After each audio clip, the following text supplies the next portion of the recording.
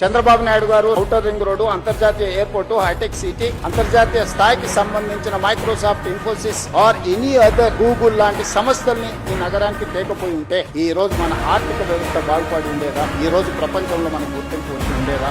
అంతకు మించి డెవలప్మెంట్స్ మన అమరావతిలో రాబోతుందండి. రాబోయే రోజుల్లో మన అమరావతి అనేది ఒక కీలకంగా మారబోతుంది ప్రపంచంలోనే.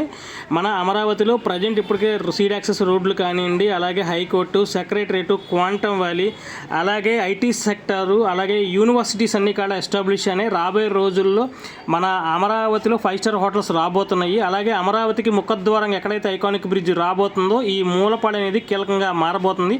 ఈ మూలపాడులో ఐకానిక్ బ్రిడ్జ్కి 1 కిలోమీటర్లో మనం మెగా ప్రాజెక్ట్ ఒకటి లాంచ్ చేసామండి. మన ప్రాజెక్టు పక్కనే ఆల్రెడీ క్రికెట్ స్టేడియం ఉంది. ప్రాజెక్టుకి 1 కిలోమీటర్లో ఇన్నర్ రింగ్ రోడ్ రాబోతుంది. ప్రాజెక్టుకి 1 కిలోమీటర్లోనే ఐకానిక్ బ్రిడ్జ్ వస్తుంది. రాబోయే గ్రేటర్ విజయవాడలో మన మూలపాడు అనేది కలవబోతుందండి. ప్రాజెక్టుకి 9 కిలోమీటర్ల వెస్ట్ బైపాసు, 9 కిలోమీటర్ల ఔటర్ రింగ్ రోడ్ వస్తుందండి. కావలసిన వాళ్ళు కింద స్క్రోల్ అవుతున్న నెంబర్ని కాంటాక్ట్ అవ్వగలరు.